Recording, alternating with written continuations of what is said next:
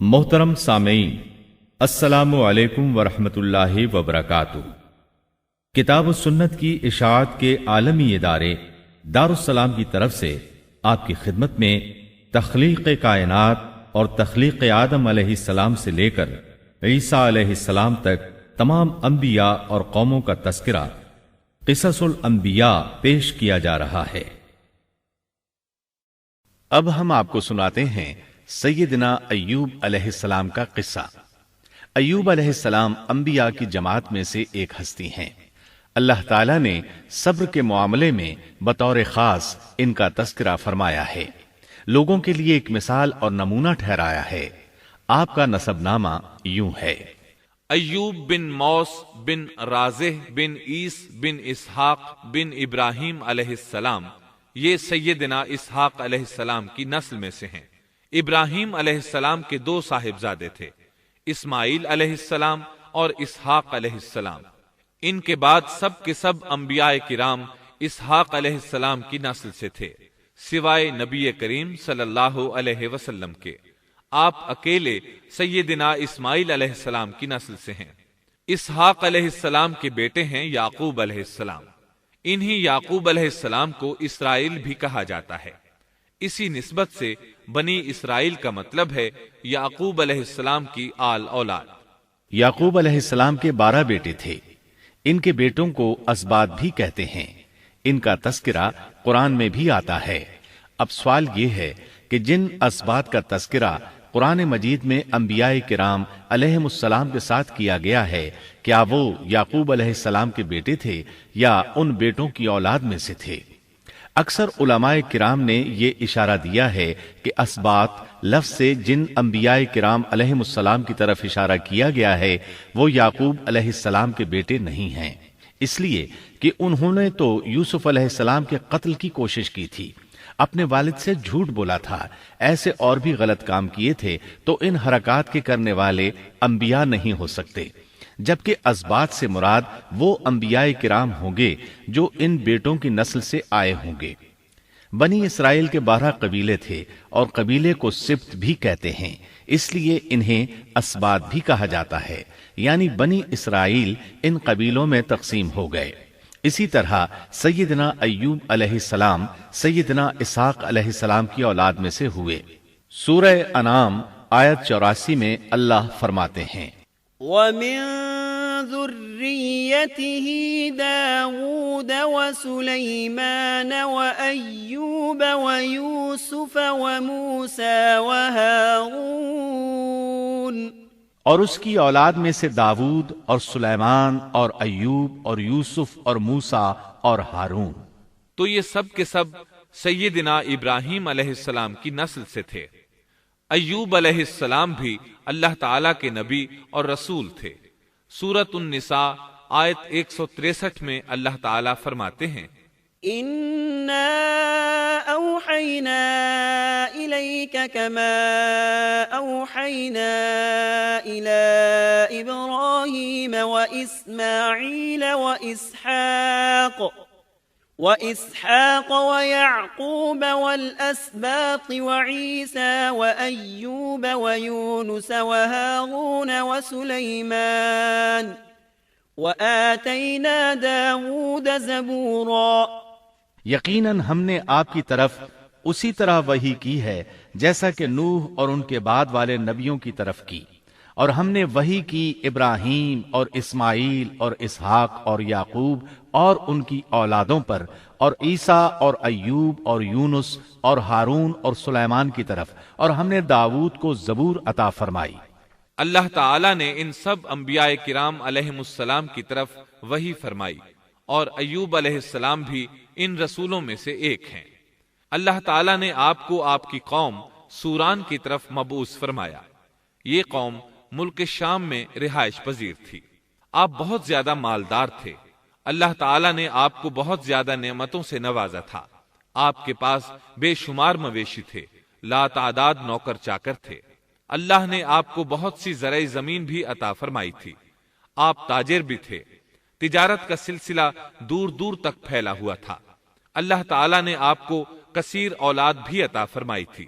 آپ کے ہاں 7 بیٹے اور 7 بیٹیاں تھیں۔ آپ خود بھی صحت مند اور طاقتور تھے۔ آپ کے اصحاب کی تعداد بھی کافی تھی۔ گویا اللہ تعالیٰ نے آپ کو گوناگون نعمتوں سے نوازا تھا۔ آپ روئے زمین پر نعمتوں سے مالا مال شخص تھے۔ اللہ تعالیٰ نے آپ کو آزمانا چاہا تاکہ بعد میں آنے والے لوگوں کے لیے آپ صبر کی مثال بن جائیں۔ آخر صبر کا مرحلہ شروع ہو گیا۔ آپ کا سب مال و متاع ہلاک ہو گیا، یہاں تک کہ آپ فقیر ہو گئے۔ آپ کی زندگی ہی میں آپ کی ساری اولاد اللہ کو پیاری ہو گئی۔ کسی کا ایک بیٹا بھی فوت ہو جائے تو وہ کتنا غمگین ہوتا ہے، متاثر ہوتا ہے۔ سیدنا یعقوب علیہ السلام پر غم کس طرح طاری ہوا، یہاں تک کہ آپ کی آنکھوں کی بینائی تک جاتی رہی۔ مارے غم کے وہ گھل گئے تھے، جبکہ ان کا کوئی بیٹا فوت نہیں ہوا تھا، اور ادھر 7 بیٹے اور 7 بیٹیاں فوت ہو گئے۔ یہی نہیں، تمام مال مویشی ہلاک ہو گئے۔ معاملہ اس پر بھی ختم نہیں ہوا، آپ شدید مرض میں مبتلا ہو گئے۔ بیماری اس قدر شدید تھی کہ آپ چلنے پھرنے سے معذور ہو گئے، اٹھنے کی سکت نہ رہ گئی، یہاں تک کہ آپ کا گوشت گرنے لگا۔ آپ کی آزمائش انتہا کو پہنچ گئی۔ اب آپ کے ساتھی بھی آپ کا ساتھ چھوڑنے لگے۔ انہیں خوف محسوس ہوا کہ کہیں ان کی بیماری انہیں بھی نہ لگ جائے، کہیں یہ کوئی ایسی بیماری نہ ہو جو ایک سے دوسرے کو لگتی ہو۔ اس طرح سوائے 2 کے سب ساتھی آپ کا ساتھ چھوڑ گئے، کوئی آپ کے قریب نہ آتا تھا۔ جو 2 ساتھی ساتھ چھوڑ کر نہیں گئے تھے وہ بھی ذرا دور کھڑے ہو کر بات کرتے تھے۔ آپ کی خدمت کے لیے بس آپ کی بیوی رہ گئیں۔ وہ بہت وفادار بیوی تھی۔ یہ زوجہ محترمہ آپ کی خدمت کرتی، آپ کو کھلاتی پلاتی، آپ کو نہلاتی۔ پھر نوبت یہاں تک پہنچی کہ سارا ہی مال بالکل ختم ہو گیا۔ اب بیوی صاحبہ نے اجرت پر لوگوں کے گھروں میں کام کرنا شروع کیا تاکہ کچھ کما کر لائیں اور خاوند پر خرچ کر سکیں۔ یہ تھے اللہ کے نبی ایوب علیہ السلام۔ اتنی بڑی آزمائش میں پورے اترے۔ آزمائش بھی 1-2 ماہ نہیں، پورے 12 برس جاری رہی، اور ایک قول کے مطابق 18 برس جاری رہی۔ آپ اس دوران مجسمہ صبر بنے رہے۔ آپ نے کبھی کسی سے شکوہ تک نہ کیا، یہاں تک کہ کبھی زوجہ محترمہ سے بھی شکوہ نہ کیا۔ سال ہا سال اسی حالت پر گزر گئے۔ ایک بار آپ کی بیوی نے عرض کرنے کی ذرا ہمت کی اور کہا، آپ اللہ کے رسول ہیں، اگر اللہ کے حضور دعا کریں تو وہ آپ کی بیماری کو ختم فرما دیں گے، آپ کی حالت کو بدل دیں گے۔ بیوی صاحبہ کے یہ کہنے کے باوجود آپ نے بیماری کے ختم ہونے کی دعا نہ کی، نہ یہ کہا یا اللہ مجھے رزق کی فراوانی عطا فرما، بس رضائے الہی پر راضی رہے، تقدیر الہی پر خوش رہے۔ آپ نے بیوی سے فرمایا، ذرا بتاؤ تو ہم کتنا عرصہ خوشحالی اور فراوانی میں رہے ہیں، کتنا عرصہ ہم ناز و نعمت میں رہے ہیں؟ انہوں نے جواب دیا، 80 سال۔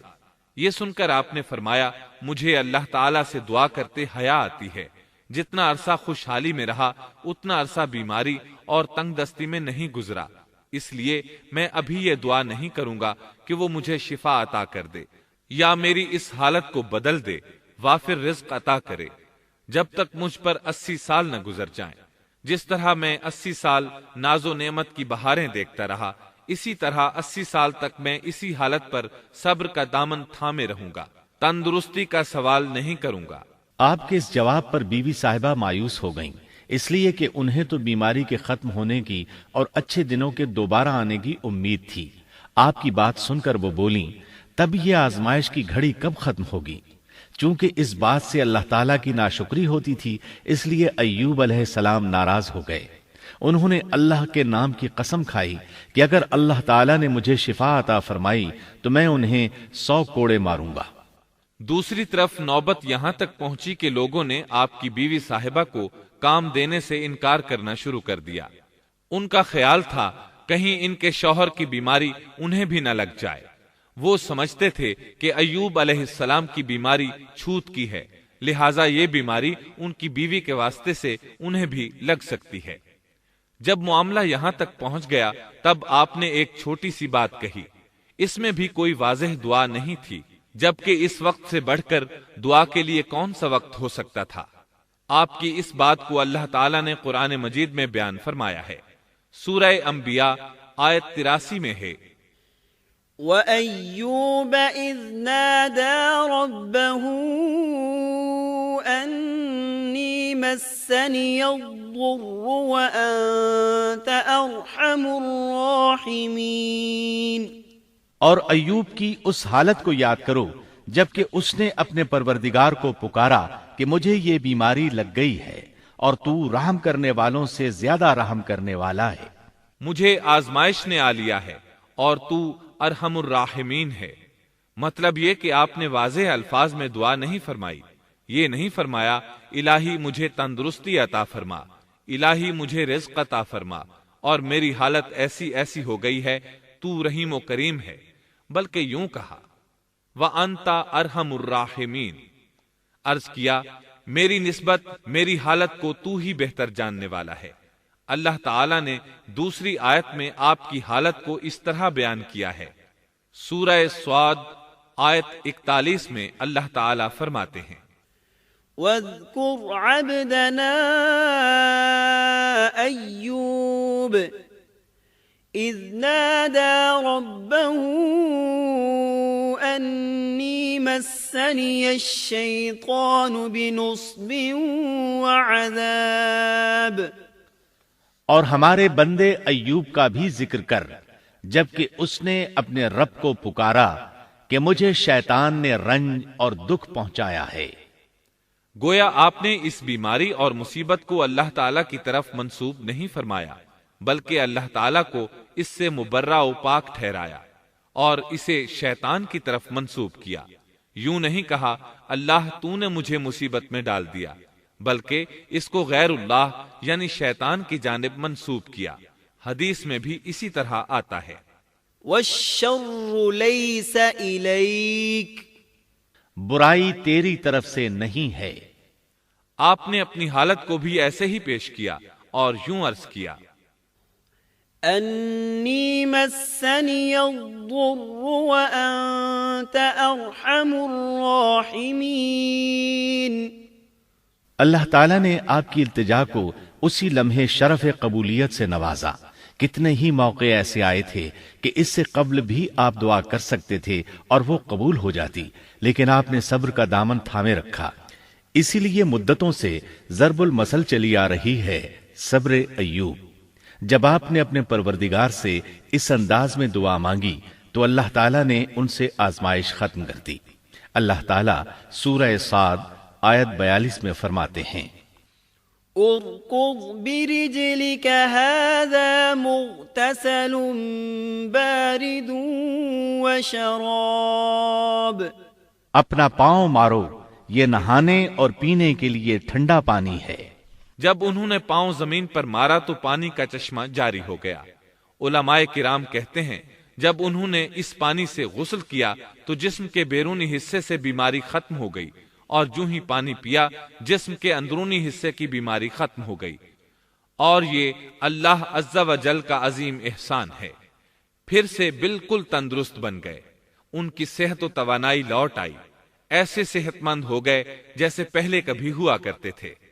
ان کی زوجہ محترمہ باہر سے گھر آئیں تو بالکل نہ پہچان سکیں۔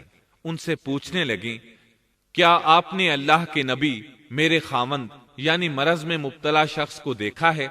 اللہ کی قسم جب میرے خاوند صحت مند تھے تو بالکل آپ جیسے تھے، میں نے آپ سے بڑھ کر ان سے ملتا جلتا آدمی آج تک نہیں دیکھا۔ اس پر ایوب علیہ السلام بولے کیا تم نے مجھے پہچانا نہیں؟ انہوں نے حیران ہو کر پوچھا آپ کون ہیں؟ تب وہ بولے میں ایوب ہوں۔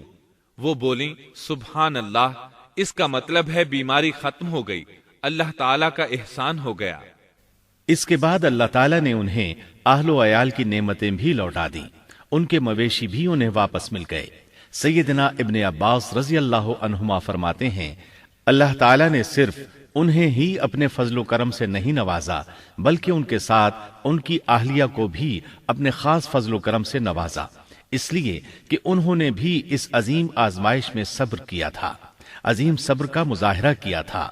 اللہ تعالیٰ نے ان کی جوانی کو بھی لوٹا دیا۔ ان سے سیدنا ایوب علیہ السلام کے ہاں 26 بیٹے بیٹیاں پیدا ہوئے۔ یہ روایت بھی ملتی ہے کہ 26 بیٹے ہی بیٹے تھے، بیٹیاں اس کے علاوہ تھیں۔ اللہ تعالیٰ سورہ انبیاء آیت 84 میں فرماتے ہیں وَآتَيْنَاهُ أَهْلَهُ وَمِثْلَهُم مَّعَهُمْ رَحْمَةً مِّنْ عِندِنَا وَذِكْرَىٰ لِلْعَابِدِينَ ہم نے اس کو اہل و عیال عطا فرمائے بلکہ ان کے ساتھ ویسے ہی اور اپنی خاص مہربانی سے تاکہ سچے بندوں کے لیے سبب نصیحت ہو۔ مطلب یہ کہ ان کی جوانی واپس کر دی، مال و دولت لوٹا دیا اور یہ چیزیں انہیں فوراً واپس کر دی تھیں، جسمانی صحت بھی واپس فرمائی اور دنیاوی دولت بھی واپس کر دی۔ امام بخاری، امام احمد اور دیگر محدثین نبی کریم صلی اللہ علیہ وسلم سے روایت بیان کرتے ہیں کہ نبی کریم صلی اللہ علیہ وسلم نے فرمایا، جب سیدنا ایوب علیہ السلام غسل فرما رہے تھے تو ان پر ٹڈیوں کی موسلا دھار بارش ہونے لگی۔ یہ ٹڈیاں کیا تھیں؟ وہ سونے کی ٹڈیاں تھیں۔ اللہ تعالیٰ ان کو غسل کے دوران ہی اتارنے لگے۔ ایوب علیہ السلام نے ان کو کپڑے میں جمع کرنا شروع کیا۔ اس پر اللہ تعالیٰ نے فرمایا، اے ایوب، کیا میں نے تجھے مالدار نہیں بنا دیا؟ اس نئے نازل ہونے والے مال سے بے پرواہ نہیں بنا دیا؟ ایوب علیہ السلام نے عرض کیا، جی ہاں میرے پروردگار، لیکن میں آپ کی رحمت اور برکت سے تو بے پرواہ نہیں ہو سکتا۔ بلا یا رب ولكن لا غنى لي عن برکتک، ہاں اے رب، لیکن میں تیری برکت سے دور کیسے رہ سکتا ہوں؟ ان کا مال و دولت سب واپس مل گیا، اہل و عیال بھی مل گئے، صحت بھی پلٹ آئی۔ یہ سب اللہ کے خاص فضل و کرم سے تھا اور اس عظیم صبر کے صلے میں تھا جو انہوں نے کیا تھا۔ اللہ تعالیٰ نے ان کی اہلیہ محترمہ پر بھی نرمی فرمائی، جیسا کہ سورہ صاد آیت 44 میں فرماتے ہیں، وَخُذْ بِيَدِكَ ضِغْثًا، اور اپنے ہاتھ میں تنکوں کی ایک جھاڑو پکڑو۔ بالکل باریک تنکوں کی ایک جھاڑو لو، اس میں 100 تنکے ہوں، ان کو اکٹھا کر لو۔ اس کے بعد فرمایا، فَاضْرِبْ بِهِ وَلَا تَحْنَثْ، جھاڑو سے اسے مار اور قسم کے خلاف نہ کر۔ مطلب یہ کہ ایوب علیہ السلام نے اپنی بیوی کو 100 کوڑے مارنے کی قسم کھائی تھی۔ اللہ نے یہ تدبیر سمجھائی کہ 100 تنکوں کا جھاڑو لے کر ایک بار انہیں مارو اور قسم پوری کرو، قسم کی خلاف ورزی نہ کرو۔ اس طرح آپ کی قسم بھی پوری ہو جائے گی اور بیوی کو بھی تکلیف نہیں پہنچے گی۔ تو اس طرح اللہ تعالیٰ نے ان کی زوجہ محترمہ پر خاص مہربانی فرمائی۔ اللہ سورہ انبیاء آیت 83 اور 84 میں فرماتے ہیں، وَأَيُّوبَ إِذْ نَادَى رَبَّهُ أَنِّي مَسَّنِيَ الضُّرُّ وَأَنْتَ أَرْحَمُ الرَّاحِمِينَ فَاسْتَجَبْنَا لَهُ فَكَشَفْنَا مَا بِهِ مِنْ ضُرٍّ وَآتَيْنَاهُ أَهْلَهُ وَمِثْلَهُمْ مَعَهُمْ رَحْمَةً مِّنْ عِنْدِنَا وَذِكْرَىٰ لِلْعَابِدِينَ۔ ایوب کی اس حالت کو یاد کرو جبکہ اس نے اپنے پروردگار کو پکارا کہ مجھے یہ بیماری لگ گئی ہے اور تو رحم کرنے والوں سے زیادہ رحم کرنے والا ہے۔ تو ہم نے ان کی سن لی اور جو دکھ انہیں تھا اسے دور کر دیا اور انہیں اہل و عیال عطا کر دیے، بلکہ ان کے ساتھ اپنی مہربانی سے ویسے ہی اور عطا کر دیے تاکہ سچے بندوں کے لیے نصیحت کا سبب ہو۔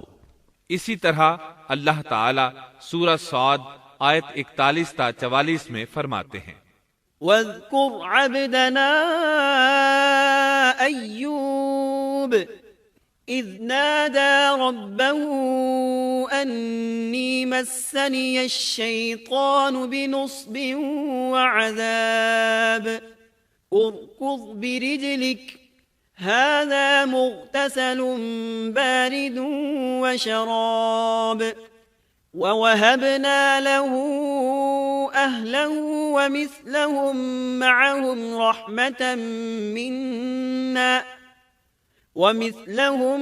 مَعَهُمْ رَحْمَةً مِنَّا وَذِكْرَىٰ لِأُولِي الْأَلْبَابِ وَخُذْ بِيَدِكَ ضِغْثًا فَاضْرِبْ بِهِ وَلَا تَحْنَثْ إنا وجدناه صابرا نعم العبد إنه أواب۔ اور ہمارے بندے ایوب کا بھی ذکر کیجئے جب انہوں نے اپنے رب کو پکارا کہ مجھے شیطان نے رنج اور دکھ پہنچایا ہے، اپنا پاؤں مارو، یہ پینے اور نہانے کے لیے ٹھنڈا پانی ہے، اور ہم نے انہیں ان کا پورا کنبہ عطا فرمایا، بلکہ اس کے ساتھ اپنی خاص رحمت سے اور عقل مندوں کی نصیحت کے لیے اتنا ہی اور بھی عطا کر دیا۔ اور اپنے ہاتھ میں تنکوں کی ایک جھاڑو لے کر مار دیں اور قسم کے خلاف نہ کریں، سچ تو یہ ہے کہ ہم نے اسے بڑا صابر بندہ پایا، وہ بہت نیک تھے اور بہت ہی رغبت رکھنے والے تھے۔ یہ ذکر تھا سیدنا ایوب علیہ السلام کا جو اختتام کو پہنچا۔ اب ہم شروع کرتے ہیں یونس علیہ السلام کا قصہ۔ یونس علیہ السلام ایک عظیم اور کریم نبی تھے۔ ان کا قصہ قرآن کریم میں ایک انوکھا قصہ ہے۔ آپ کے والد کا نام متا تھا اور آپ سیدنا ابراہیم علیہ السلام کی نسل سے تھے۔ آپ کا ایک نام ذوالنون بھی ہے، یعنی مچھلی والے۔ النون کا مطلب ہے مچھلی۔ اسی طرح آپ کو صاحب الحوت بھی کہا جاتا ہے۔ اللہ تعالیٰ نے آپ کو ان سب ناموں سے پکارا ہے۔ آپ کو ایک عظیم بستی کی طرف مبعوث کیا گیا۔ اس بستی کا نام نینوا تھا۔ یہ عراق کے شمال میں واقع تھی، موصل کے بالمقابل تھی۔ ان دونوں کے درمیان دریائے دجلہ واقع تھا۔ موصل دریائے دجلہ کے کنارے واقع تھا، جبکہ اس کے بالکل سامنے نینوا کی بستی تھی۔ امام ابن کثیر رحمت اللہ علیہ نے نینوا کے بارے میں اور ان آثار و باقیات کے بارے میں لکھا ہے جو ان کے زمانے میں موجود تھیں۔ وہاں کچھ بت تھے جو اوندھے منہ گرے پڑے تھے۔ اللہ تبارک و تعالی نے یونس علیہ السلام کو نینوا کی طرف رسول بنا کر بھیجا۔ سورۃ الصافات آیت 139 میں ہے، وَإِنَّ يُونُسَ لَمِنَ الْمُرْسَلِينَ، اور بے شک یونس رسولوں میں سے تھے۔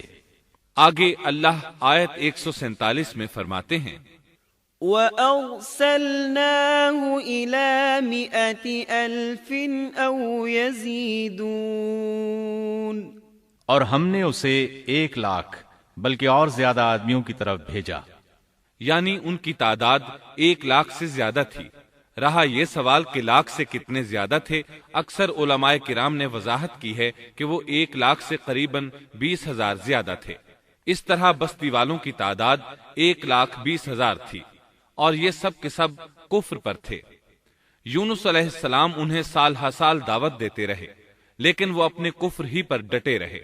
پھر انہوں نے سیدنا یونس علیہ السلام پر ظلم و جبر شروع کر دیا، انہیں دھمکیاں دیں، مصائب و آلام سے دوچار کیا۔ مطلب یہ کہ جس طرح دوسرے انبیاء کرام کے ساتھ کیا گیا، ان کے ساتھ بھی وہی سلوک ہوا۔ آخر آپ نے اپنی قوم کو اللہ کے عذاب سے آگاہ کرتے ہوئے اعلان فرما دیا کہ فلاں دن تم پر عذاب آ جائے گا۔ پھر خود غصے کی حالت میں اس بستی سے نکل گئے، جبکہ اللہ تعالیٰ نے انہیں متعین دن کی مہلت دینے کی اجازت تو دی تھی، لیکن اس بستی سے نکل جانے کا حکم نہیں دیا تھا۔ جب آپ نے انہیں یہ مہلت سنائی تو خود غصے کی حالت میں بستی سے نکل گئے۔ سورہ انبیاء آیت 87 میں اللہ تعالیٰ فرماتے ہیں، وَذَا النُّونِ إِذ ذَّهَبَ مُغَاضِبًا فَظَنَّ أَن لَّن نَّقْدِرَ عَلَيْهِ، مچھلی والے کو یاد کرو جبکہ وہ غصے سے چل دیا اور خیال کیا کہ ہم اسے نہ پکڑ سکیں گے۔ اس آیت کی تفسیر میں امام رازی رحمہ اللہ لکھتے ہیں، جس نے یہ گمان کیا کہ اللہ تعالیٰ اسے پکڑنے کی قدرت نہیں رکھتا، وہ آدمی کافر ہے۔ سیدنا امیر معاویہ رضی اللہ عنہ سے روایت ہے، انہوں نے سیدنا ابن عباس رضی اللہ عنہما سے کہا، آج رات قرآن کریم کی چند آیات کے معانی میں الجھ کر رہ گیا ہوں، مجھے کوئی راستہ سجھائی نہیں دے رہا کہ اس الجھن سے کس طرح نکلوں۔ مجھے بس آپ ایسے نظر آتے ہیں جو ان آیات کا مطلب بتا سکتے ہیں، کم از کم میں ان آیات کی تفسیر اور تعبیر نہیں سمجھ سکا۔ ابن عباس رضی اللہ عنہما نے پوچھا، وہ کون سی آیات ہیں؟ سیدنا امیر معاویہ رضی اللہ عنہ کہنے لگے، یونس علیہ السلام کا یہ خیال کرنا کہ اللہ تعالیٰ ان پر قدرت نہیں رکھتے، یہ سن کر سیدنا ابن عباس رضی اللہ عنہما نے فرمایا، اس سے مراد یہ نہیں، یہ لفظ قدر یہاں تنگی کے معنی میں آیا ہے، قدرت اور طاقت رکھنے کے معنی میں نہیں۔ اللہ تعالیٰ نے قدر بمعنی تنگی اور قدر بمعنی قدرت دونوں کا استعمال کیا ہے۔ تنگی کے معنی کی مثال سورۃ الطلاق آیت نمبر 7 میں ہے۔ وَمَن قُدِرَ عَلَيْهِ رِزْقُهُ فَلْيُنْفِقْ مِمَّا آتَاهُ اللَّهُ، اور جس پر اس کے رزق کی تنگی کی گئی ہو اسے چاہیے کہ جو کچھ اللہ تعالیٰ نے اسے دے رکھا ہے اسی میں سے اپنی حیثیت کے مطابق دے۔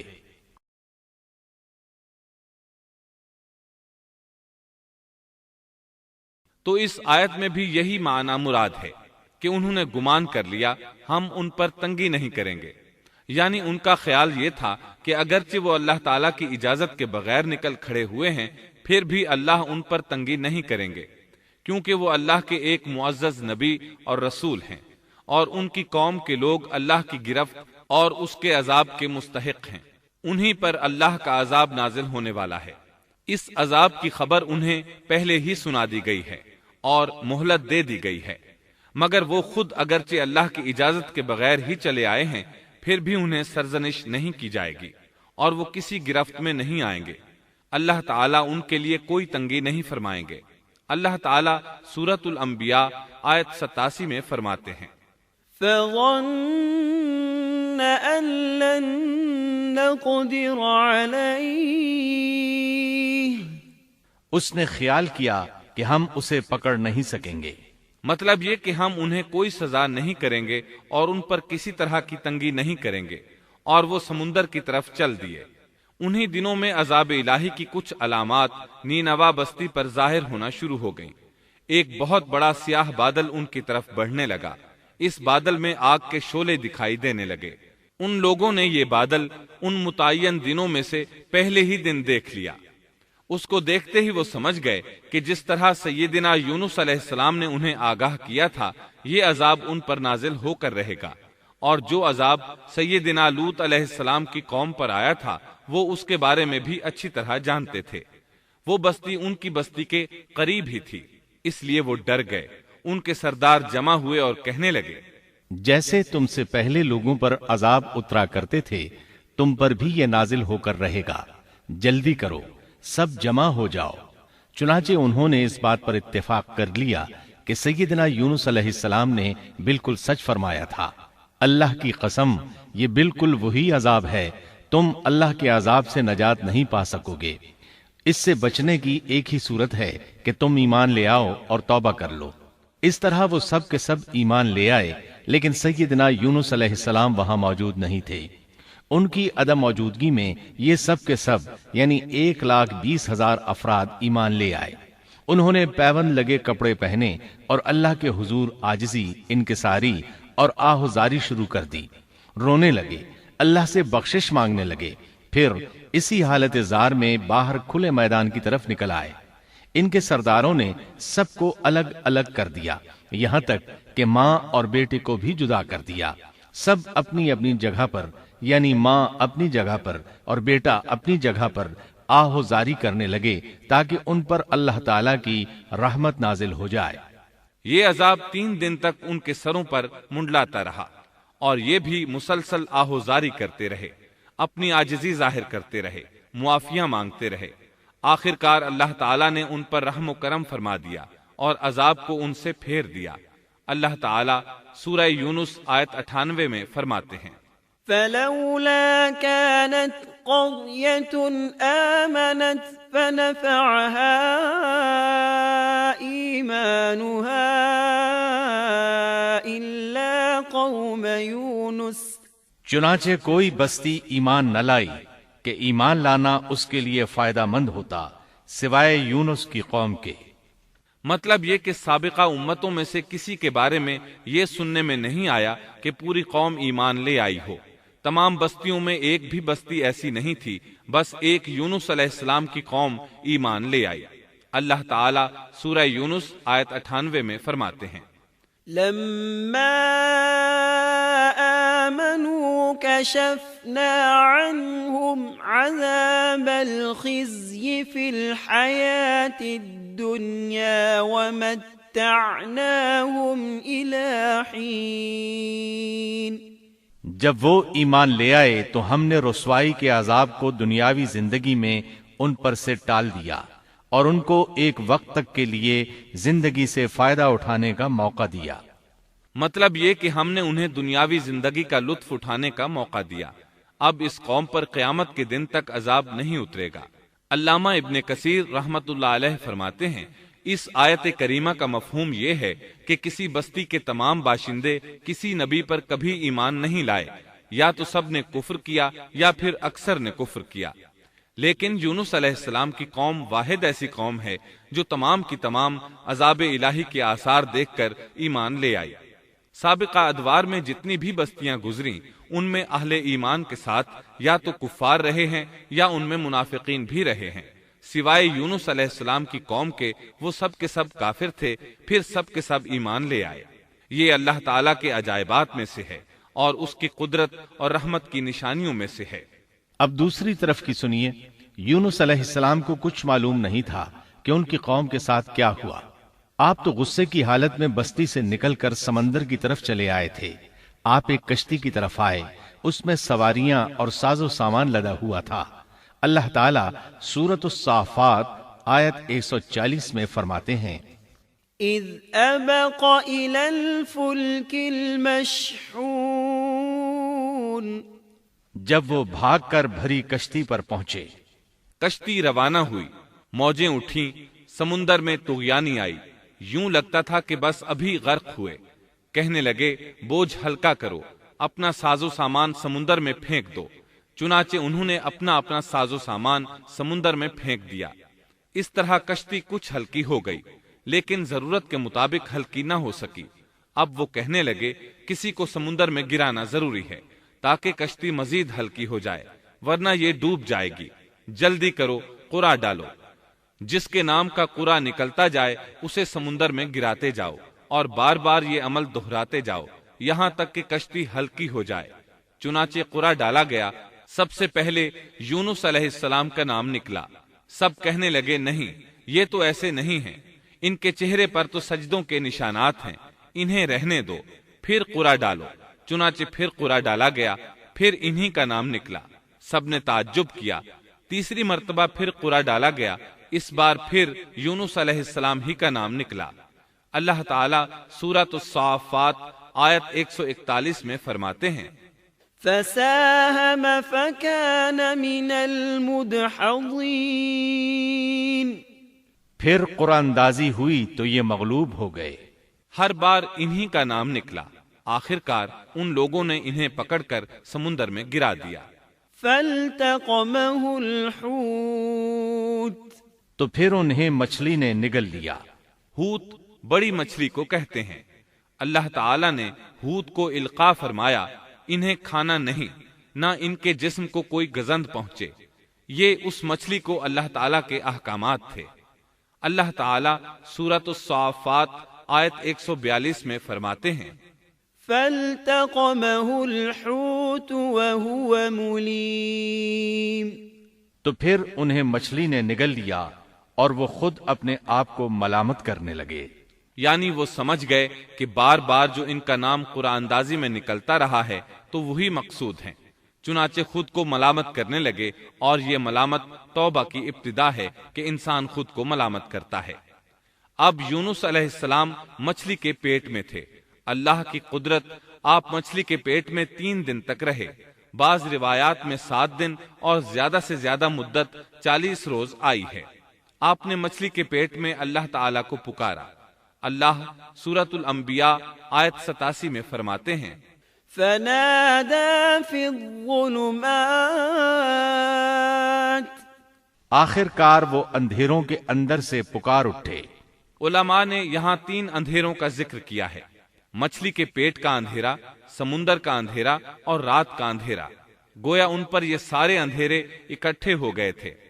اللہ سورۃ الصافات آیت 143 اور 144 میں فرماتے ہیں فلولا أنه كان من المسبحين للبث في بطنه إلى يوم يبعثون۔ پس اگر یہ پاکی بیان کرنے والوں میں سے نہ ہوتے تو لوگوں کے اٹھائے جانے کے دن تک اس کے پیٹ ہی میں رہتے۔ مطلب یہ کہ اگر آپ اللہ تبارک و تعالی کی تسبیح نہ بیان کرتے تو مچھلی کے پیٹ ہی میں رہتے۔ آپ نے دعا نہیں مانگی بلکہ اللہ عز و جل کی تسبیح بیان کی۔ روایات میں یوں بھی آتا ہے کہ جب مچھلی آپ کو سمندر کی اتھاہ گہرائی میں لے گئی تو آپ وہاں آبی مخلوقات کی تسبیحات کی آوازیں سننے لگے، گویا اللہ تعالی نے انہیں القاء فرمایا کہ آپ بھی تسبیح کریں۔ اللہ سورۃ الانبیاء آیت 87 میں فرماتے ہیں فنادى في الظلمات أن لا إله إلا أنت سبحانك إني كنت من الظالمين۔ بالآخر وہ اندھیروں کے اندر سے پکار اٹھا کہ الہی تیرے سوا کوئی معبود نہیں، تو پاک ہے، بے شک میں ظالموں میں ہو گیا۔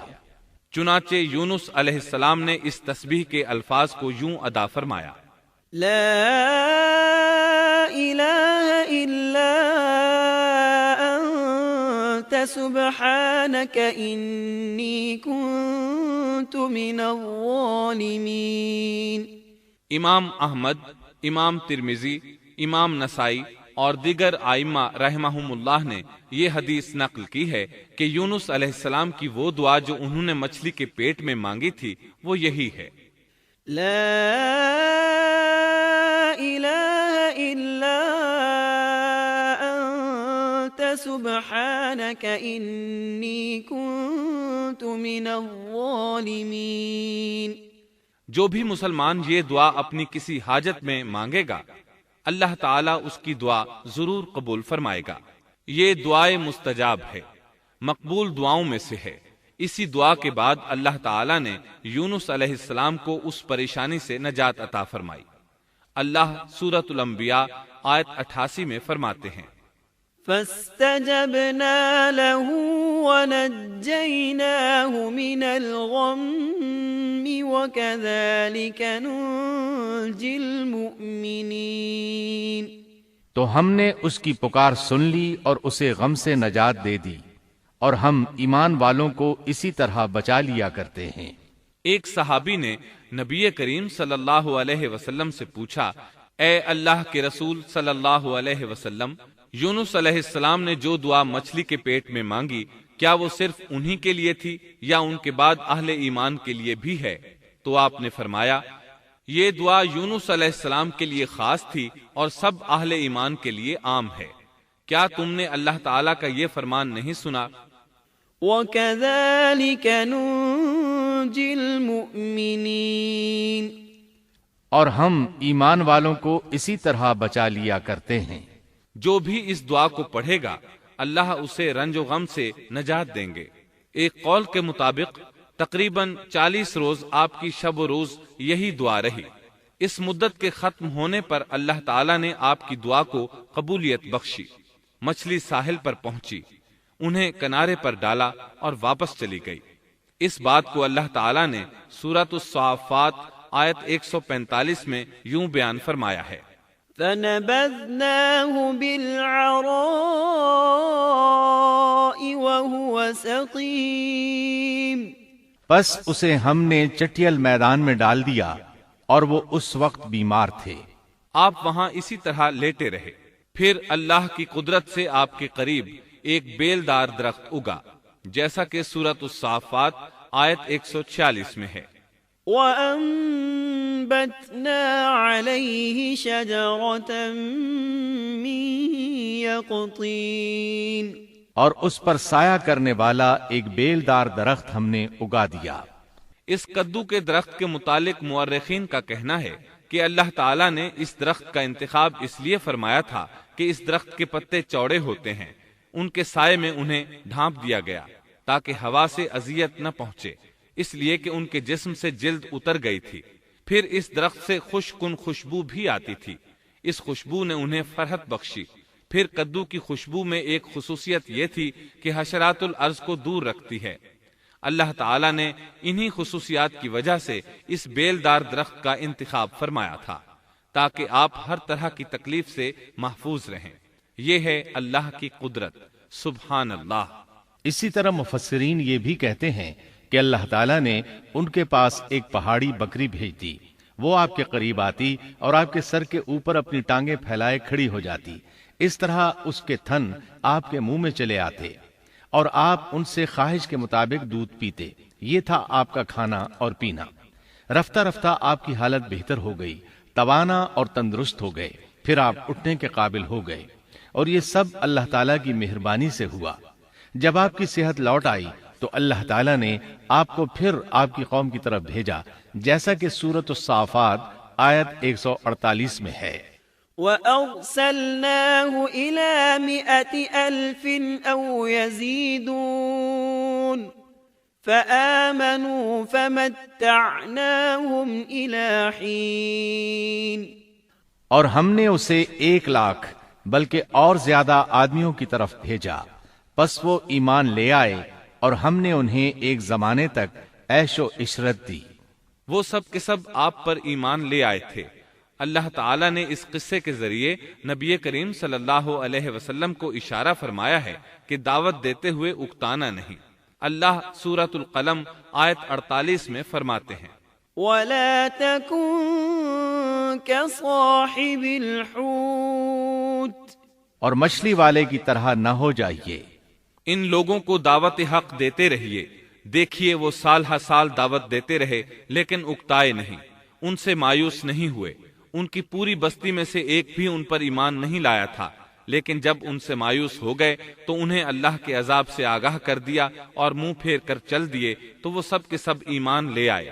اللہ تعالی سورۃ القصص آیت 56 میں فرماتے ہیں، إنك لا تهدي من أحببت ولكن الله يهدي من يشاء۔ آپ جسے چاہیں ہدایت نہیں دے سکتے، بلکہ اللہ تعالیٰ ہی جسے چاہتا ہے ہدایت دیتا ہے۔ اس قصے میں بہت بڑا سبق ہے کہ کسی بھی حالت میں اللہ کی رحمت سے مایوس نہیں ہونا چاہیے اور نہ ہدایت کے معاملے میں اپنی ذات پر بھروسہ کرنا چاہیے۔ ہدایت تو بس صرف اللہ تعالیٰ ہی کی طرف سے ہے، آپ کے ذمے تو پیغام حق پہنچا دینا ہے۔ اللہ سبحانہ و تعالیٰ کے ذمے ہدایت سے نوازنا ہے۔ اللہ تعالیٰ نے انہیں پاک صاف بنا دیا، انہیں چن لیا۔ اللہ خود ہی سورۃ القلم آیت 50 میں وضاحت فرماتے ہیں، فاجتباه ربه فجعله من الصالحين۔ اسے اس کے رب نے پھر نوازا اور اسے نیک لوگوں میں کر دیا۔ امام مسلم نے ایک حدیث روایت کی ہے کہ نبی کریم صلی اللہ علیہ وسلم نے فرمایا، لا ينبغي لعبد ان يقول انا خير من يونس بن متى۔ تم میں سے کوئی شخص ہرگز یہ نہ کہے کہ میں یعنی محمد یونس بن متیٰ سے بہتر ہوں، یعنی یوں نہ کہے کہ میں سیدنا یونس علیہ السلام سے افضل ہوں۔ وہ اس طرح کہ وہ تو اپنی قوم کے ایمان لانے سے مایوس ہو گئے تھے اور میں مایوس نہیں ہوں، اس طرح بالکل نہ کہے، کیونکہ بالآخر اللہ تعالیٰ نے آپ کو چن لیا اور برگزیدہ بنا لیا اور صالحین میں داخل کر لیا۔ اس واقعے میں نبی کریم صلی اللہ علیہ وسلم کو جو ہدایت دی گئی ہے اس کا ذکر سورۃ القلم آیت 41 میں آتا ہے، فاصبر لحكم ربك ولا تكن كصاحب الحوت۔ پس تو اپنے رب کے حکم کا صبر سے انتظار کر اور مچھلی والے کی طرح نہ ہو جا۔ مطلب یہ کہ یونس علیہ السلام کی مانند نہ ہو جائیے جو اپنی قوم کے ایمان لانے سے مایوس ہو گئے تھے۔ یقیناً دین کی دعوت اور حق کے پرچار میں یہ بہت عظیم سبق ہے کہ داعی اللہ کو کبھی مایوس نہیں ہونا چاہیے۔ یونس علیہ السلام کا قصہ ختم ہوا اور اب ہم آپ کو سناتے ہیں ذوالکفل علیہ السلام کا قصہ۔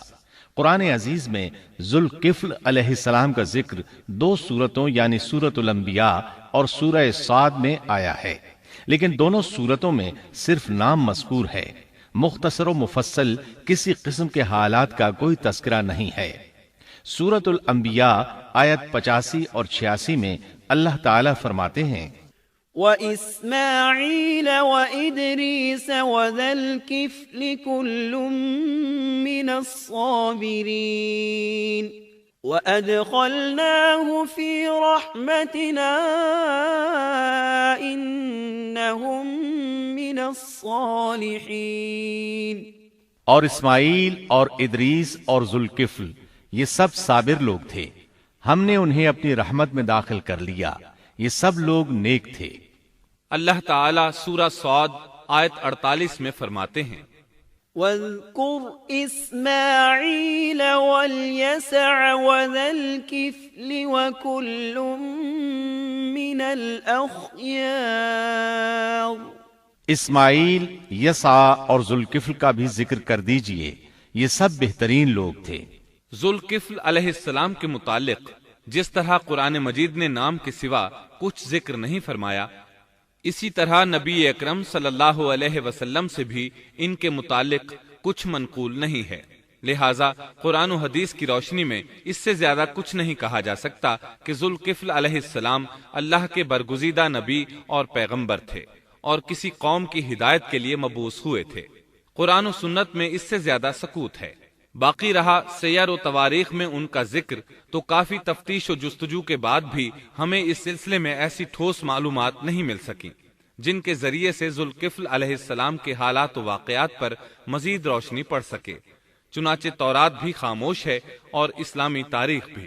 البتہ ابن جریر رحمت اللہ علیہ نے مشہور مفسر تابعی مجاہد رحمت اللہ علیہ سے ان کے متعلق ایک قصہ نقل کیا ہے۔ اسی طرح امام ابن ابی حاتم نے اسی قصے کے قریب قریب کچھ آثار عبداللہ بن عباس اور ابو موسیٰ اشعری رضی اللہ عنہم سے نقل فرمائے ہیں۔ یہ طویل روایات ہیں۔ ان میں ہے کہ ابن عباس اور ابو موسیٰ اشعری رضی اللہ عنہم فرماتے ہیں کہ ذوالکفل نبی نہیں تھے، بلکہ وہ ایک نیک اور صالح آدمی تھے۔ لیکن ایک تو یہ روایات سند کے اعتبار سے ضعیف ہیں، دوسرا یہ کہ ابن عباس اور ابو موسیٰ رضی اللہ عنہم جیسے جلیل القدر صحابہ اور مجاہد رحمت اللہ علیہ جیسے عظیم تابعی سے یہ ناممکن ہے کہ وہ ذوالکفل علیہ السلام کے متعلق یہ فرمائیں کہ وہ نبی نہیں بلکہ ایک نیک مرد تھے۔ شاہ عبد القادر رحمت اللہ علیہ کا موقف ہے کہ ذوالکفل ایوب علیہ السلام کے بیٹے تھے اور انہوں نے اللہ کی خاطر کسی آدمی کی ضمانت دی تھی جس کی پاداش میں ان کو کئی برس قید کی تکالیف برداشت کرنا پڑی۔ چنانچہ شاہ صاحب اپنی تفسیر موضح القرآن میں لکھتے ہیں کہ ذوالکفل ایوب علیہ السلام کے بیٹے تھے، ایک شخص کے ضامن ہو کر کئی برس قید رہے اور اللہ کی خاطر یہ مشقت سہی۔ موجودہ دور کے بعض مفسرین کا خیال ہے کہ ذوالکفل حزقیل علیہ السلام کا لقب ہے۔ ایک دوسرے مفسر کی عجیب و غریب رائے یہ ہے کہ ذوالکفل گوتم بدھ کا لقب ہے، کیونکہ اس کے دارالسلطنت کا نام کفل تھا، جس کا معرب کفل ہے، اور عربی میں ذو صاحب اور مالک کے لیے آتا ہے، اور صاحب مال کے لیے ذو مال اور مالک شہر کے لیے ذو بلد کے الفاظ کثرت سے استعمال ہوتے ہیں، لہٰذا یہاں بھی کفل کے مالک و بادشاہ کو ذوالکفل کہا گیا ہے۔ اس مفسر نے یہ بھی دعویٰ کیا ہے کہ گوتم بدھ کی اصل تعلیم توحید اور حقیقی اسلام ہی کی تعلیم تھی، مگر اس کی موجودہ صورت دوسرے ادیان کی طرح محرف اور مسخ شدہ ہے۔ لیکن یہ اقوال قیاس و آراء سے زیادہ تاریخی حیثیت سے کوئی وقت نہیں رکھتے۔ ہم اس تعصب کے قائل نہیں ہیں کہ اگر صحیح تاریخ سے یہ ثابت ہو جائے کہ قرآن نے جن انبیاء کے صرف نام ذکر کیے ہیں ان کا مصداق فلاں برگزیدہ ہستی ہے، اور اس کا انکار صرف اس لیے کر دیا جائے کہ اس سے پہلے چونکہ ایسی بات کسی نے نہیں کہی اس لیے یہ قابل رد ہے۔ یقیناً ہم اس حقیقت کو تسلیم کرتے ہیں کہ تاریخی حقائق کی جستجو کا باب بند نہیں ہوا، اور آئے دن نئی نئی تحقیقات سامنے آ رہی ہیں اور جدید انکشافات ہو رہے ہیں، بلکہ ان کے ذریعے قرآن مجید اور احادیث رسول کے بیان کردہ واقعات کی تصدیق ہوتی چلی جا رہی ہے۔ ملحد و بے دین لوگ ان کا انکار اس لیے کرتے اور کرتے آ رہے ہیں کہ تاریخ اور فلسفہ ان کا ساتھ نہیں دیتے، لیکن اگر قرآن کریم کی بیان کردہ کسی ہستی کے متعلق مزید انکشافات روشنی میں آئیں تو ہمارے لیے انکار کا باعث نہیں بلکہ مخالفین پر مزید حجت اور دلیل ہیں۔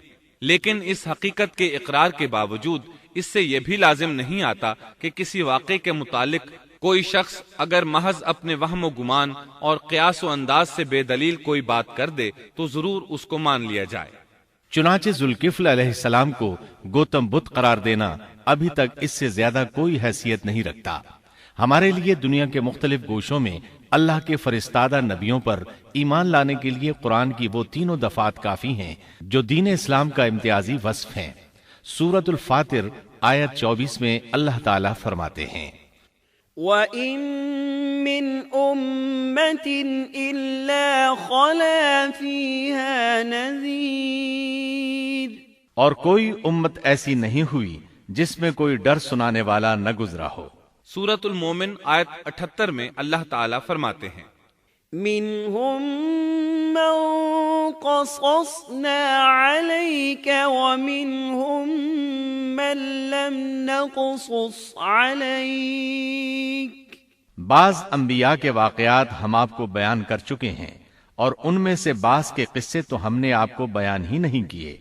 سورۃ البقرہ آیت 136 میں اللہ تعالیٰ فرماتے ہیں، لا نفرق بین احد من رسله، ہم رسولوں میں سے کسی کے درمیان فرق نہیں کرتے۔ اس لیے ایک مومن کا یہ عقیدہ ہونا چاہیے کہ ہم اللہ کے انبیاء میں سے کسی نبی کے درمیان کوئی فرق نہیں کرتے، یعنی تمام انبیاء پر ایمان لاتے ہیں۔ اس صاف اور واضح عقیدے کے بعد اگر ہمارے سامنے کسی ملک اور کسی خطے کے انبیاء اور رسول کے واقعات نہیں بھی آئے تو اس کے اسباب و وجوہات اور ہیں، لیکن جہاں تک ان پر ایمان لانے کا تعلق ہے وہ اختصار سے بھی کافی ہے، اور ان کی تفصیلات سے آگاہی ہماری رشد و ہدایت کے مقاصد یعنی اللہ پر ایمان اور نیک اعمال کے لیے ضروری نہیں ہے، خصوصاً جبکہ اللہ تعالیٰ نے ہم پر یہ حقیقت بھی قرآن مجید میں واضح کر دی ہے کہ نبی اکرم صلی اللہ علیہ وسلم خاتم النبیین ہیں اور تمام سچے ادیان کی صحیح اور حقیقی تعلیم کی تصدیق کر کے ان کو بلند درجات کے درجہ کمال تک پہنچانے والے ہیں، جیسا کہ سورۃ المائدہ آیت 3 میں اللہ تعالیٰ فرماتے ہیں، اليوم اکملت لکم دینکم واتممت علیکم نعمتی ورضیت لکم الاسلام دینا، آج میں نے تمہارے لیے دین کو کامل کر دیا اور تم پر اپنا انعام بھرپور کر دیا اور تمہارے لیے اسلام کے دین ہونے پر رضامند ہو گیا۔ خلاصہ کلام یہ کہ ہمیں یہ تسلیم ہے کہ ہندوستان میں بھی اللہ کے سچے نبی اور پیغمبر مبعوث ہوئے، بلکہ سیرت نگاروں کی روایات کے مطابق ابو البشر آدم علیہ السلام اسی ہندوستان کے کسی گوشے میں اتارے گئے، لیکن جب تک قرآن و حدیث کی صراحت یا تاریخ کے صحیح دلائل و براہین سے یہ ثابت نہ ہو جائے کہ ذوالکفل گوتم بدھ کا لقب ہے، محض قیاس و آراء کی بنا پر ہم اس کو تسلیم نہیں کرتے، کیونکہ جس طرح کسی نبی کو نہ ماننا کفر کی راہ ہے، اسی طرح کسی غیر نبی کو نبی تسلیم کرنا بھی باطل ہے۔ شعیب علیہ السلام بھی ایک عظیم نبی تھے، آپ یونس علیہ السلام سے پہلے یا بعد میں تشریف لائے۔ مفسرین اور مورخین کے اقوال اس بارے میں مختلف ہیں۔ آپ عربی النسل ہیں اور مدین بن مدیان بن ابراہیم علیہ السلام کی طرف منسوب ہیں۔ آپ جس شہر میں مبعوث ہوئے اس کا نام مدین تھا، یا پھر یہ اس قبیلے کا نام تھا جو اس بستی میں آباد تھا۔ مدین کا یہ شہر مشہور شہر معان کے قریب ہی تھا، آج کل یہ اردن میں ہے۔ معان قوم لوط کے بحیرہ کے قریب تھا۔ بحیرہ کی حقیقت یہ ہے کہ جب اللہ تعالیٰ نے جبریل علیہ السلام کو حکم دیا کہ لوط علیہ السلام کی قوم پر تباہی نازل کریں، اس بستی کو اوپر اٹھا کر اوندھا گرا دیں، انہوں نے اس بستی کو تہوبالا کر دیا، تہس نہس کر دیا، تو اس بستی کو بحیرہ کہا جانے لگا، یعنی لوط علیہ السلام کی بستی کے کھنڈرات۔ یہ بحیرہ بحر مردار کے قریب ہی واقع ہے۔ سیدنا شعیب علیہ السلام کی قوم ایک کافر اور تاجر قوم تھی، بتوں کی پوجا کرتی تھی اور ڈاکے ڈالتی تھی، یہ لوگ تجارتی راستوں پر کھڑے ہو جاتے، تجارتی قافلوں کو اس طرح لوٹتے تھے کہ ہر قافلے سے جبرن 10واں حصہ وصول کر لیتے تھے۔ خود بھی ملاوٹ، ہیرا پھیری اور دھوکہ بازی کے ماہر تھے۔ ملاوٹ تو گویا ان کی گھٹی میں پڑی تھی۔ تمام انبیاء کرام علیہم السلام کی ذمہ داری ہوتی ہے کہ لوگوں کو خالص اللہ کی عبادت کی طرف بلائیں، درست اعمال اور صحیح عقائد کی طرف ان کی رہنمائی کریں۔ اس کے ساتھ یہ بھی ان کی ذمہ داری ہوتی ہے کہ اہم معاشرتی، اقتصادی اور سیاسی امور کی بھی رہنمائی کریں۔ حقیقت یہ ہے کہ تمام انبیاء کرام کا طریقہ یہی تھا کہ جہاں کہیں قوم میں کوئی ٹیڑھا پن دیکھتے اس کی اصلاح فرمانے کی کوشش کرتے۔ عبادت اور عقیدے کی اصلاح کرنے کے ساتھ ساتھ دوسری خرابیوں کا بھی سامنا کرتے جو اس قوم میں پائی جاتی تھی۔ اہل مدین میں ملاوٹ کا رجحان سب سے بڑھ کر تھا، ماپ تول میں کمی کرتے تھے۔ اس کے ساتھ اس قوم میں درختوں کی عبادت کرنے کا رجحان بھی پایا جاتا تھا۔ وہ درختوں کے پجاری تھے، اسی لیے اللہ تعالیٰ نے سورۃ الحجر آیت 78 میں فرمایا ہے، وَإِن كَانَ أَصْحَابُ الْأَيْكَةِ لَظَالِمِينَ، اور بے شک ایکا والے بھی بڑے ظالم تھے۔ اسی طرح سورۃ الشعراء آیت 176 میں باری تعالیٰ فرماتے ہیں، كَذَّبَ أَصْحَابُ الْأَيْكَةِ الْمُرْسَلِينَ، ایکا والوں نے بھی رسولوں کو جھٹلایا۔ اس قوم نے تو صرف شعیب علیہ السلام کی تکذیب کی تھی، پھر اللہ تعالیٰ نے رسولوں کی تکذیب کیوں فرمایا؟ اس کا جواب یہ ہے کہ ایک رسول اور نبی کی تکذیب تمام انبیاء کرام کی تکذیب ہے، کیونکہ سب انبیاء کرام کی دعوت ایک ہے، سب کے سب ایک ہی دعوت دیتے رہے ہیں، سب کا ایک ہی اعلان تھا، ان اعبدوا اللہ واتقوہ واطیعون، تم اللہ کی عبادت کرو اور اسی سے ڈرو اور میرا کہنا مانو۔ یہ تھی تمام انبیاء کرام کی دعوت۔ اللہ سورۃ الاعراف آیت 59 میں فرماتے ہیں، اعبدوا اللہ ما لکم من الہ غیرہ، تم اللہ کی عبادت کرو، اس کے سوا تمہارا کوئی معبود نہیں۔ مطلب یہ کہ تمام انبیاء کی دعوت ایک ہی تھی۔ اب جو آدمی صرف ایک نبی کو جھٹلاتا ہے، اس کی تعلیمات سے کفر کرتا ہے، تو گویا وہ سب کو جھٹلاتا ہے، سبھی کی تعلیمات سے انکار کرتا ہے۔ یہی وجہ ہے کہ اللہ تعالیٰ نے فرمایا، ایکا والوں نے رسولوں کو جھٹلایا، باوجود اس کے کہ انہوں نے صرف ایک رسول کو جھٹلایا تھا۔ شعیب علیہ السلام نے قوم کو دعوت دینی شروع کی۔ اللہ تعالیٰ سورہ اعراف آیت 85 میں فرماتے ہیں، وَإِلَى مَدْيَنَ أَخَاهُمْ شُعَيْبًا قَالَ يَا قَوْمِ اعْبُدُوا اللَّهَ مَا لَكُمْ مِنْ إِلَٰهٍ غَيْرُهُ قَدْ جَاءَتْكُمْ بَيِّنَةٌ مِّن رَّبِّكُمْ، اور ہم نے مدین کی طرف ان کے بھائی شعیب کو بھیجا، انہوں نے فرمایا، اے میری قوم، تم اللہ کی عبادت کرو، اس کے سوا تمہارا کوئی معبود نہیں، تمہارے پاس تمہارے پروردگار کی طرف سے واضح دلیل آ چکی ہے۔ سب کے سب انبیاء کرام معجزات کے ساتھ تشریف لائے ہیں۔ اگر معجزات نہ ہوتے تو لوگوں کو کیسے پہچان ہوتی کہ وہ حق پر ہیں؟ معجزات نہ ہوتے تو ہم ایک سچے نبی اور نبوت کے جھوٹے مدعی کے درمیان فرق کیسے کر سکتے تھے؟ نبی برحق تو معجزات لے کر آتا ہے، دنیا میں کوئی نبی ایسا نہیں آیا جو معجزات لے کر نہ آیا ہو۔ معجزے کی تعریف میں علماء لکھتے ہیں، المعجزة امر خارق للعادة، شيء لا يستطيعه البشر وليس من صنع البشر۔ معجزہ اس خلاف عادت امر کو کہتے ہیں جو انسانوں کی طاقت سے بالا ہو اور اس میں کسی آدمی کا عمل دخل نہ ہو، یعنی جس کو پیش کرنے سے انسان عاجز ہوں۔ عاجز کرنے والی وہی چیز ہوتی ہے جو زمینی قوانین اور ضوابط کے خلاف ہو، مثلا مردوں کا زندہ کرنا، پہاڑوں کو چیر کر اونٹنی کا نکل آنا، لاٹھی کا سانپ بن جانا، چاند کا 2 ٹکڑے ہونا اور دیگر معجزات۔ مختصر یہ کہ جو نبی دنیا میں تشریف لائے کوئی نہ کوئی معجزہ ضرور ساتھ لائے تاکہ لوگ ان کی سچائی پر ایمان لے آئیں۔ اگر کوئی شخص نبوت کا دعویٰ کرے اور ہاتھ کی صفائی سے کوئی شعبدہ دکھائے تو وہ معجزہ نہیں ہے۔ معجزہ ہونے کے لیے چند شرائط ہیں۔ نمبر 1، وہ کام خلاف عادت ہو، قوانین فطرت کو توڑنے والا ہو۔ نمبر 2، اس کام کو اللہ کسی نبی یا رسول کے ہاتھوں پر ظاہر کرے۔ نمبر 3، عورتوں سے ظاہر نہ ہو، اس لیے کہ انبیاء سب کے سب مرد تھے۔ اللہ تعالیٰ سورہ یوسف آیت 109 میں فرماتے ہیں، وَمَا أَرْسَلْنَا مِن قَبْلِكَ إِلَّا رِجَالًا۔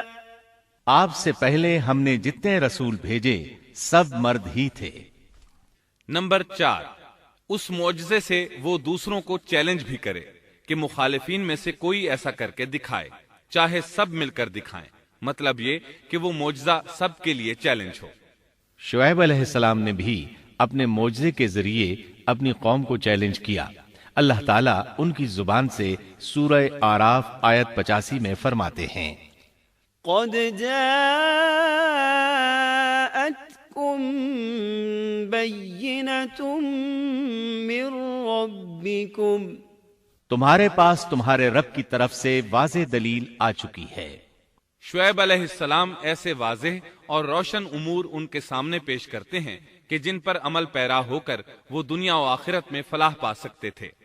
سورۃ الاعراف آیت 85 میں ہے، فَأَوْفُوا الْكَيْلَ وَالْمِيزَانَ وَلَا تَبْخَسُوا النَّاسَ أَشْيَاءَهُمْ وَلَا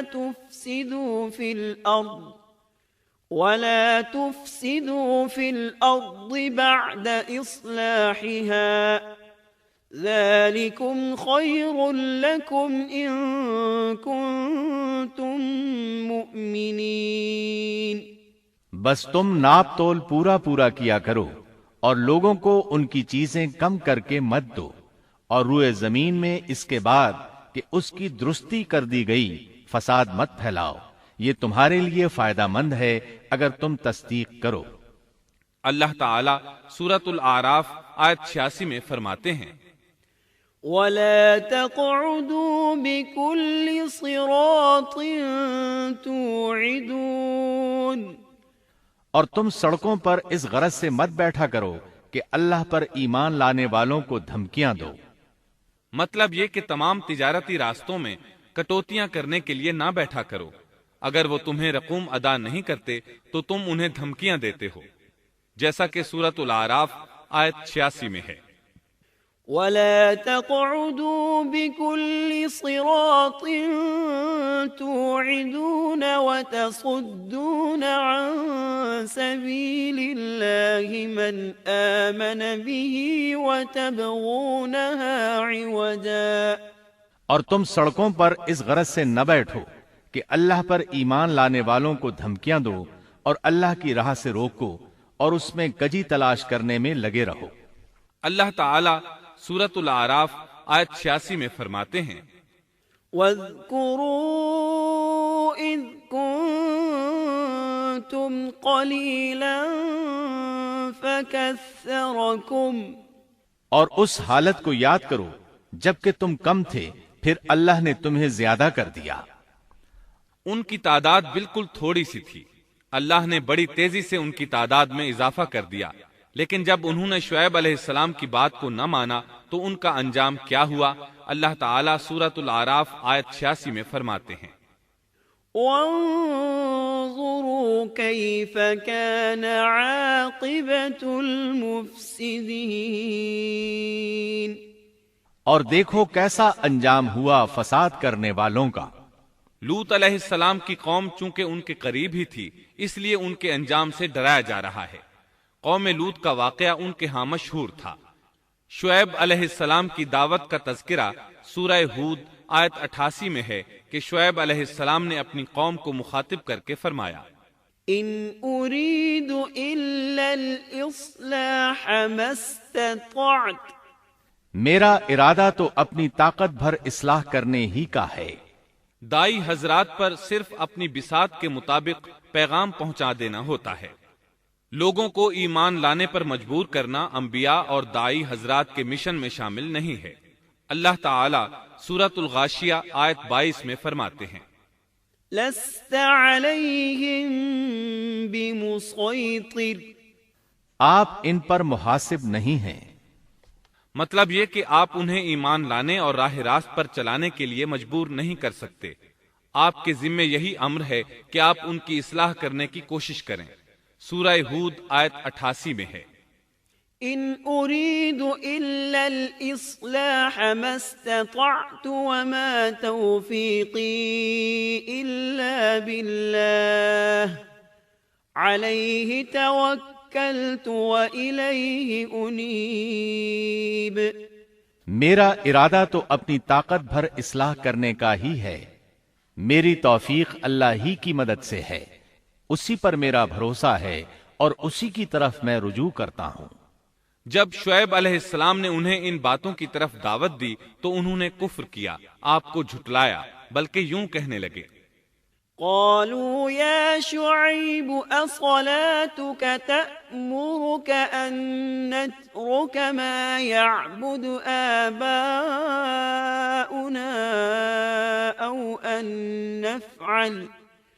أو أن نفعل في أموالنا ما نشاء۔ انہوں نے جواب دیا کہ اے شعیب، کیا تیری نماز تجھے یہی حکم دیتی ہے کہ ہم اپنے باپ دادوں کے معبودوں کو چھوڑ دیں اور ہم اپنے مالوں میں جو کچھ چاہیں اس کا کرنا بھی چھوڑ دیں؟ آج بھی بعض لوگوں کا یہی حال ہے، وہ سمجھتے ہیں دین کا مطلب ہے مسجدوں کی حد تک عبادت کر لو، سیاسی اور معاشرتی زندگی میں دین کی کوئی ضرورت نہیں سمجھتے، ان معاملات کو دین سے الگ چیز تصور کرتے ہیں، کہتے ہیں بس جی یہ تو دنیا کے مشاغل ہیں۔ یہی حال تھا شعیب علیہ السلام کی قوم کا۔ سورہ ہود آیت 87 کے آخر میں ہے، انک لانت الحلیم الرشید، تو تو بڑا ہی باوقار اور نیک چلن آدمی ہے۔ مطلب یہ کہ انہوں نے مذاق کے انداز میں ان سے کہا، تو تو بڑا عقل مند ہے، کیوں ناراض ہوتا ہے؟ سیدنا ابن عباس رضی اللہ عنہما سے روایت ہے کہ وہ یہ بات ان سے مذاق کے انداز میں کہتے تھے، ان کی تعریف نہیں کرتے تھے۔ پھر شعیب علیہ السلام نے ان الفاظ میں سمجھایا، وَيَا قَوْمِ لَا يَجْرِمَنَّكُمْ شِقَاقِي أَن يُصِيبَكُم مِّثْلُ مَا أَصَابَ قَوْمَ نُوحٍ أَوْ قَوْمَ هُودٍ أَوْ قَوْمَ صَالِحٍ وَمَا قَوْمُ لُوطٍ مِّنكُم بِبَعِيدٍ۔ اور اے میری قوم، میرے خلاف ضد تمہارے لیے اس بات کا باعث نہ ہو جائے کہ تمہیں بھی ویسا ہی معاملہ پیش آ جائے جیسا قوم نوح یا قوم ہود یا قوم صالح کو پیش آ چکا ہے، اور قوم لوط تو تم سے کچھ دور نہیں۔ مطلب یہ تھا کہ قوم لوط تو تمہارے بالکل نزدیک تھی، ان پر آنے والے عذاب سے تو تم خود اچھی طرح خبردار ہو، جانتے ہو ان کے ساتھ کیا سلوک ہو چکا ہے۔ پھر آپ نے فرمایا، وَاسْتَغْفِرُوا رَبَّكُمْ ثُمَّ تُوبُوا إِلَيْهِ إِنَّ رَبِّي رَحِيمٌ وَدُودٌ۔ تم اپنے رب سے استغفار کرو اور اس کی طرف توجہ کرو، یقین مانو کہ میرا رب بڑی مہربانی والا اور بہت محبت کرنے والا ہے۔ جب وہ اپنی ضد پر اڑے رہے تو شعیب علیہ السلام نے یوں فرمایا، تو ذرا ٹھہر جاؤ یہاں تک کہ ہمارے درمیان اللہ فیصلہ کیے دیتا ہے، اور وہ سب فیصلہ کرنے والوں سے بہتر ہے۔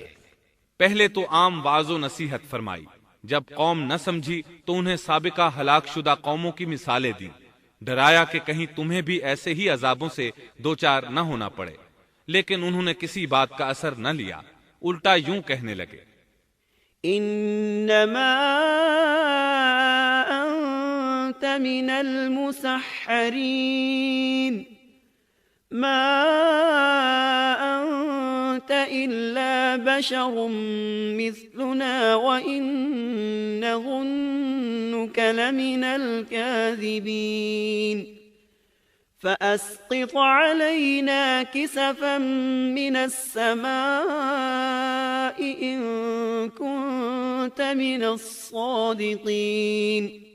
تو ان میں سے ہے جن پر جادو کر دیا جاتا ہے، اور تو ہم ہی جیسا ایک انسان ہے، اور ہم تو تجھے جھوٹ بولنے والوں میں سے ہی خیال کرتے ہیں۔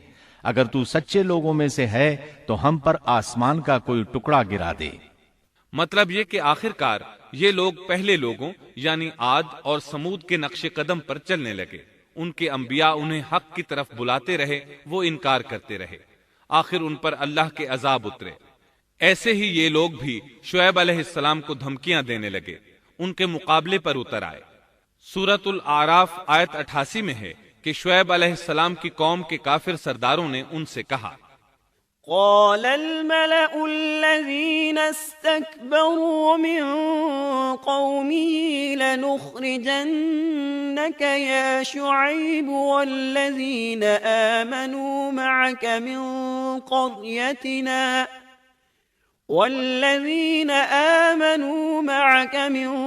قريتنا أو لتعودن في ملتنا قال أولو كنا كارهين۔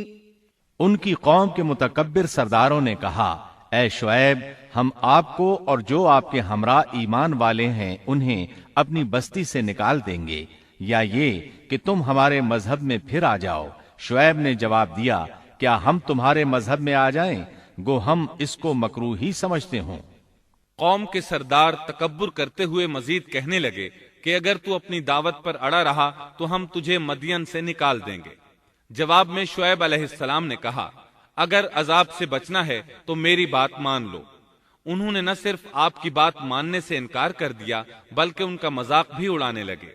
اس کا ذکر سورہ ہود آیت 91 میں آیا ہے۔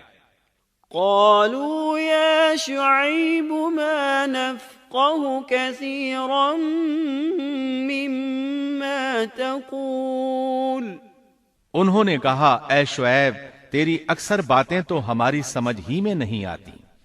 شعیب علیہ السلام نے انہیں پھر سمجھایا تو وہ بولے، قالوا يا شعيب ما نفقه كثيرا مما تقول وإنا لنراك فينا ضعيفا ولولا رهطك لرجمناك وما أنت علينا بعزيز۔ اے شعیب، تیری اکثر باتیں تو ہماری سمجھ ہی میں نہیں آتی، اور ہم تو تجھے اپنے اندر بہت کمزور پاتے ہیں۔ اگر تیرے قبیلے کا خیال نہ ہوتا تو ہم تجھے سنگسار کر دیتے، اور ہم پر تمہارا دباؤ تو ہے ہی نہیں۔ اس پر آپ نے فرمایا، یا قوم ارہطی اعز علیکم من اللہ۔ اے میری قوم کے لوگوں، کیا تمہارے نزدیک میرے قبیلے کے لوگ اللہ سے بھی زیادہ عزت والے ہیں؟ مطلب یہ کہ تم میری قوم قبیلے سے تو ڈرتے ہو لیکن اللہ تعالیٰ کا تمہیں کچھ بھی ڈر نہیں۔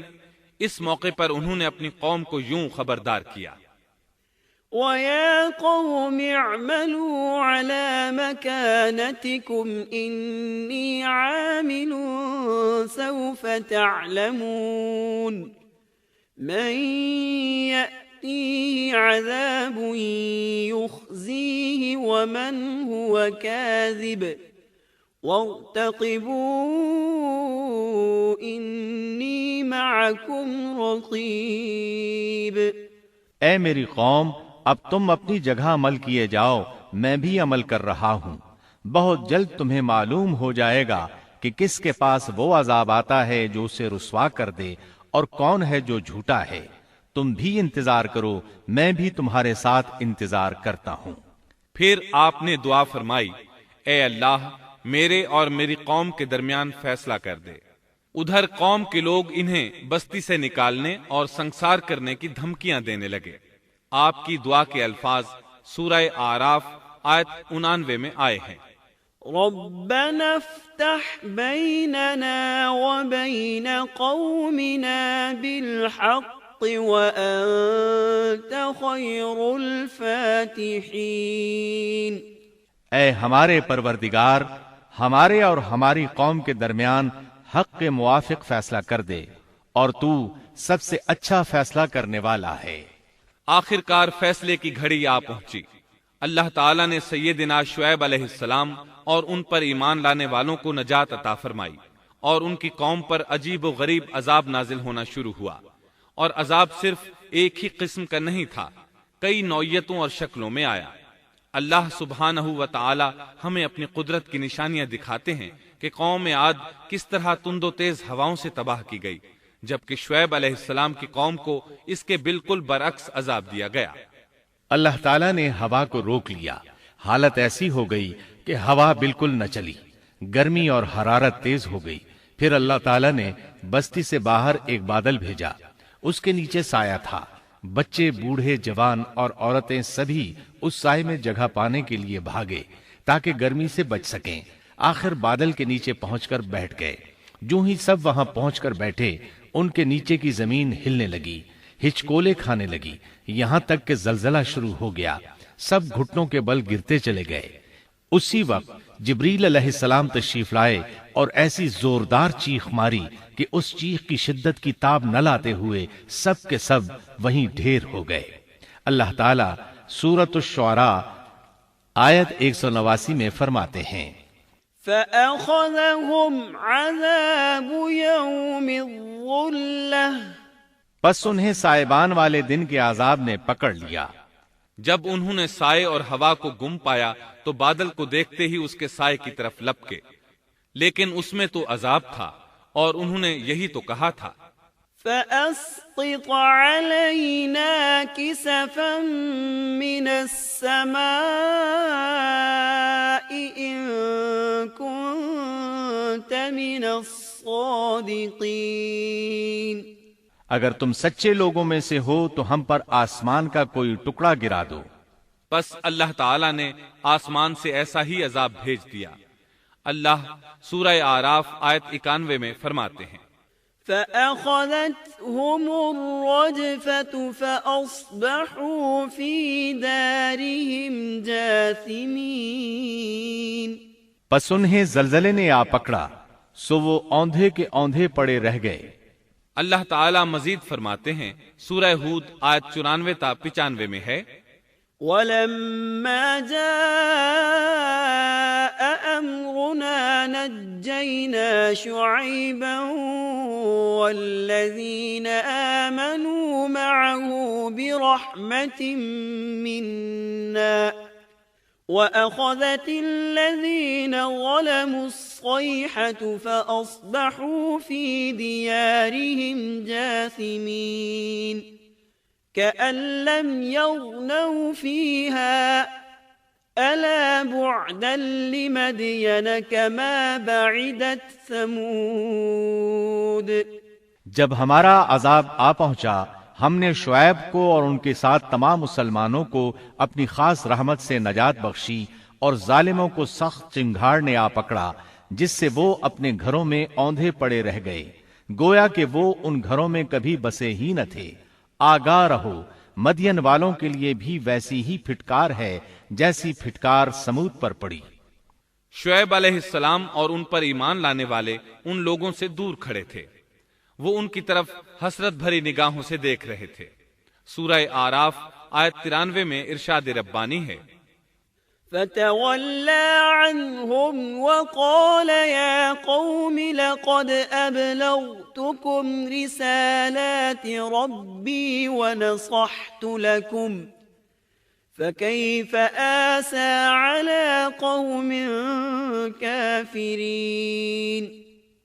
اس وقت شعیب ان سے منہ موڑ کر چلے اور فرمانے لگے، اے میری قوم، میں نے تمہیں اپنے پروردگار کے احکام پہنچا دیے اور میں نے تمہاری خیر خواہی کی، پھر میں ان کافر لوگوں پر کیوں رنج کروں؟ اس کے بعد وہ دوبارہ مدین کی طرف لوٹ آئے، کیونکہ مدین شہر تو باقی رہ گیا تھا، صرف اہل مدین ہی تباہ ہوئے تھے۔ بعد میں لوگ آہستہ آہستہ مدین میں آ کر آباد ہونے لگے۔ مدین شہر پھر سے آباد ہو گیا، اس کی رونقیں لوٹ آئیں۔ اب مدین کے اکثر باشندے مسلمان تھے، وہ مسلمان جو شعیب علیہ السلام کے ساتھ تھے۔ وہ اور دوسرے علاقوں سے آنے والے کفار اب اس شہر کے باشندے تھے، اور یہی وہ مدین شہر تھا جس میں سیدنا موسیٰ علیہ السلام تشریف لائے تھے۔ شعیب علیہ السلام کا قصہ اپنے اختتام کو پہنچا۔ اب ہم آپ کو اصحاب القریہ کا قصہ سنائیں گے۔ اصحاب القریہ کا قصہ اللہ تعالیٰ نے سورہ یاسین میں بیان فرمایا ہے۔ اللہ تعالیٰ اس سورہ کی آیت 13 میں فرماتے ہیں، واضرب لهم مثلا أصحاب القرية إذ جاءها المرسلون۔